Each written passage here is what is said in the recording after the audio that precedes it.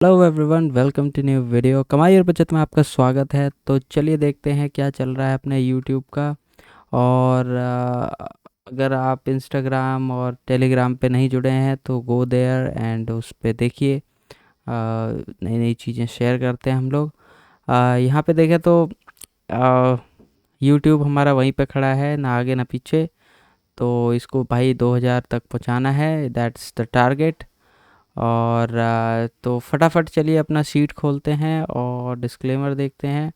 Disclaimer ये बताता है कि आप यहाँ जो भी सीखते हैं, समझते हैं और जो भी इन्वेस्ट करते हैं वो अपने रिस्क पे कीजिए। इसमें मेरी कोई भागीदारी नहीं होगी अगर आपका नुकसान होता है, ठीक है।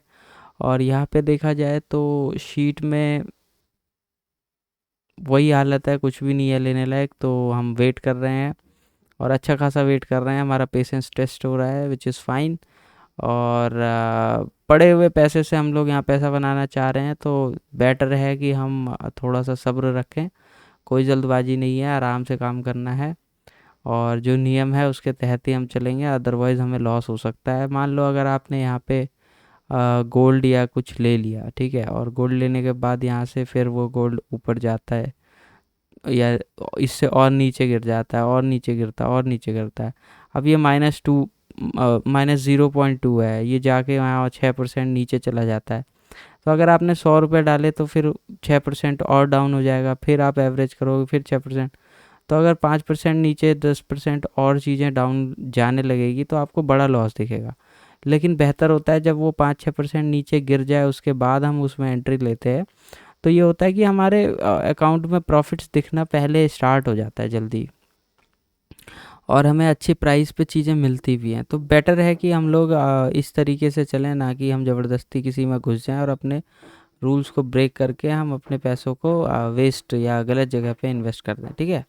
एनीवेज, तो फटाफट हम अपना डैशबोर्ड देखते हैं। कल कुछ हमारा सेल में दिखा रहा था, देखते हैं आज वो कहाँ पे है।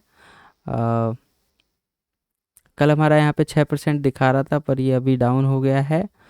मे बी मार्केट नेगेटिव हुई है या कल मार्केट गिरी होगी इस वजह से।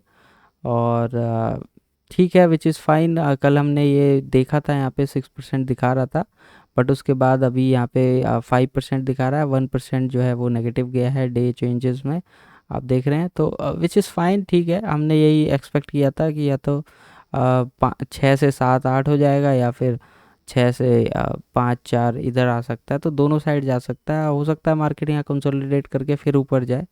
तो वी नेवर नो, 1% ऊपर नीचे हो सकता है, क्योंकि प्रॉफिट बुकिंग जब मार्केट ऑल टाइम हाई पे होता है तो प्रॉफिट बुकिंग की प्रोबेबिलिटीज़ बढ़ जाती हैं। लोग अपना, जिन्होंने नीचे स्तर पे इन्वेस्ट किया हुआ है, वो थोड़ा सा कुछ क्वांटिटी बाहर निकालने की कोशिश करते हैं और कुछ को छोड़ देते हैं, जहाँ तक जाएगा जाने दो, ऐसा कुछ है ना। तो ठीक है, अभी कुछ भी सेल में नहीं है, कुछ भी बाय में नहीं है, तो वी हैव टू वेट। और ओवरऑल देखें तो आज जो है कल के अपेक्षा जो है थोड़ा सा कम ही गया है, मतलब लॉस में गया है। और यहाँ पे एफ एम सी जी आई ई टी एफ, ये भी कल 2% के आसपास दिखा रहा था। और ठीक है, चलिए कोई नहीं, अप एंड डाउन लगा रहता है।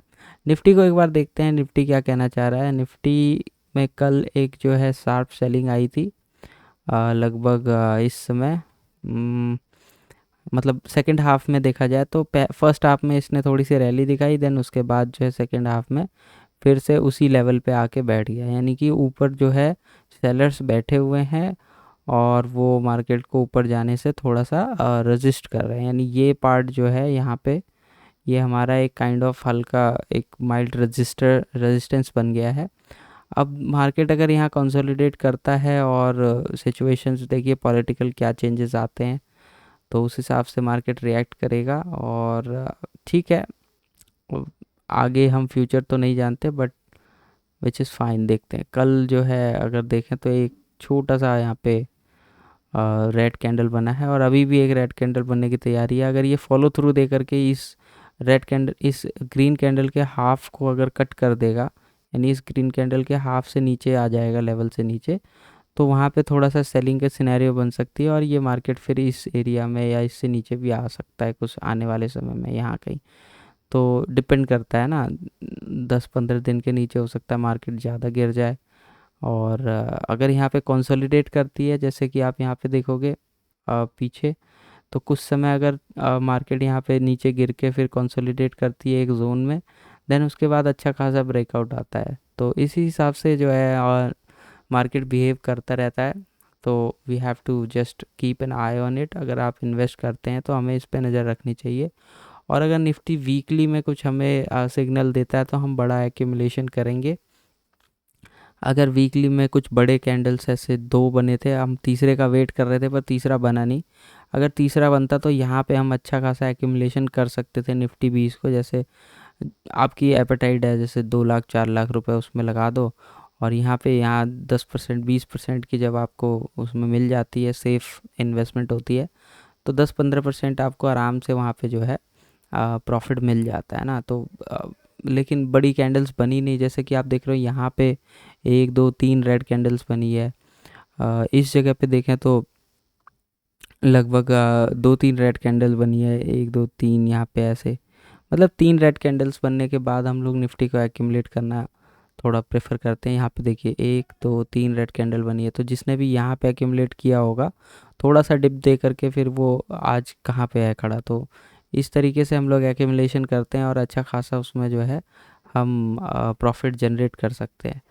तो हो सकता है यहाँ से, क्योंकि हिस्ट्री रिपीट होती है, तो यहाँ पे ऊपर जाके फिर ये 2 3 कैंडल वीकली में बना है, तो हो सकता है यहाँ से कुछ ऐसे वीकली कैंडल्स बने और मार्केट इस जगह पे आ जाए और फिर यहाँ से ऊपर जाए। तो इस टाइप की चीज़ें होती रहती हैं।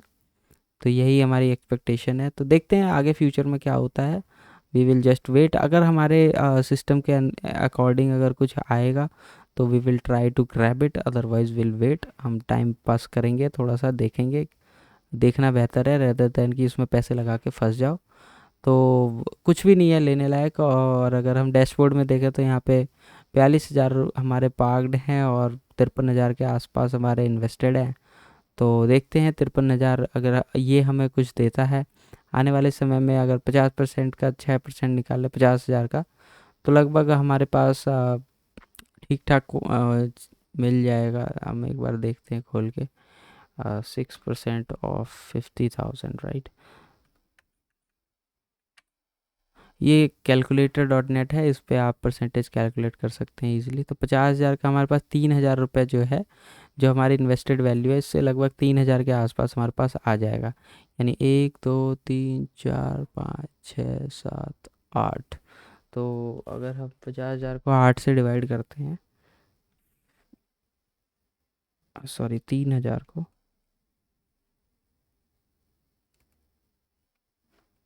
तो लगभग 300 के आसपास निकल के आता है। यानी इनमें से ये हमें 300 रुपये जो है वो देंगे सबके सब। 300 रुपये, 600 रुपये, 700, या जितनी भी क्वांटिटी हमने इसमें डाल रखी है उस हिसाब से। तो हमें 6% मिलेगा। तो 3,000 के आसपास इस पूरे पोर्टफोलियो से हमें प्रॉफिट मिलेगा आने वाले समय में।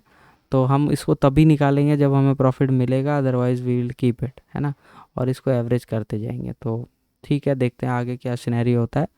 आई होप आप लोग भी थोड़ा सा मतलब कॉशियस होंगे, क्योंकि अभी थोड़ा सा मार्केट भी रुका हुआ है। आप देख रहे हैं यहाँ पे रुक गया है आगे, क्योंकि ना अप साइड का डिसीजन हो पा रहा है ना डाउन साइड का। और 4 तारीख को जैसे आप देखोगे यहाँ पे 4 तारीख के आसपास जो है यहाँ पे ठीक ठाक जो है इस एरिया में हमें एक बड़ी मूवमेंट देखने को मिल सकती है। मतलब एक्सपेक्टेशन सबकी यही है, लेकिन कई बार मार्केट उसका ऑपोजिट करती है। हम जैसा सोचते हैं उसका उल्टा भी कर देती है। जैसा कि पिछले बजट में हुआ था, सब अपना पैसा लगा के बैठे थे और हुआ कुछ नहीं। ऊपर भी ऐसल गया, नीचे भी ऐसल गया, और मतलब लोगों ने बड़े पैसे लूज़ किए वहाँ पे, अगर कोई ऑप्शंस वगैरह वहाँ पे करता है तो ज़्यादा उम्मीद नहीं लगानी चाहिए और कंसिस्टेंट रह के हमें फॉलो करना चाहिए मार्केट को। फ्यूचर्स वगैरह में पोजीशंस बनाई जा सकती हैं अगर आप एसएल लगा के काम करते हो। तो जैसे आपने यहाँ पे एक फ्यूचर का पोजीशन ले लिया, आपकी एक्सपेक्टेशन अगर डाउन साइड है तो आप यहाँ पे एसएल लगा दो, अप साइड है तो यहाँ पे एक एसएल लगा दो, क्योंकि मार्केट थोड़ा बीच में चल रहा है। अगर यहाँ पे काट के नीचे आएगा तो आपका एसएल कट जाएगा और कम पैसे में आप मतलब आपको एक टारगेट मिल जाएगा कि मार्केट डायरेक्शन किधर जा रही है। अगर अप साइड निकल जाता है, अगर आपने ऊपर साइड का सोचा है, तो अच्छा खासा आपको जो है यहाँ से मिल जाएगा। और फ्यूचर्स में आपको 5 गुना प्रॉफिट होता है। अगर मार्केट 1% जाएगी तो आपको जो है वहाँ पे 5% का आपको जो है प्रॉफिट दिखाएगा। अगर मार्केट 10% नीचे चली जाती है तो वहाँ आपको 50% यानी आपके पैसे आधे हो जाएंगे, अगर आप ऑपोजिट डायरेक्शन में जाती है। तो थोड़ा सा ध्यान रखना है, जैसे आपने 1 लाख रुपए लगाया और मार्केट यहाँ से 10% यहाँ तक कहीं गिर गई तो आपके पैसे पूरे आधे हो जाएंगे। तो ये चीज़ ध्यान रखना है कि फ्यूचर्स में रिस्क भी होता है और रिवॉर्ड भी होता है, इसलिए हम लोग ऐसे लगा के रखते हैं। अगर हम सही हुए तो 5 गुना रफ्तार से हम सही हो जाएंगे, और अगर गलत हुए तो हम अपना एसएल ही छोटा रखते हैं, जिसकी वजह से हमारी कम पैसे में गलती हमें पता चल जाए और हमारा जो है बड़ा नुकसान होने से बच जाए। तो और कुछ लोग नेकेड पोजीशन रखते हैं, वो आगे रोल ओवर करते जाते हैं क्योंकि उन्हें लगता है कि मार्केट यहाँ से कितना गिरेगी, और अगर उन्होंने यहाँ उठा लिया तो धीरे धीरे धीरे धीरे हर महीने वो रोल ओवर करके आगे बढ़ते जाते हैं और एक बड़ा पैसा, मतलब कई बार पैसे डबल भी कर देते हैं। तो ये सब स्ट्रैटेजीज़ हम आगे डिस्कस करेंगे, पर अभी फ़िलहाल हम लोग ईटीएफ कर रहे हैं, तो ईटीएफ में शांति से बैठे रहने में फ़ायदा है। ज़्यादा उछल कूद मचाएंगे तो हमारे जो कैपिटल है वो भी ख़त्म हो जाएगा और उसमें बड़ा डेंट पड़ेगा, और ऐसा होता है और ऐसा बहुत लोगों के साथ हुआ है। तो बी केयरफुल और सोच समझ के इन्वेस्ट कीजिए, है ना। ठीक है, चलिए आज के लिए इतना ही। Thank you very much, take care and bye bye.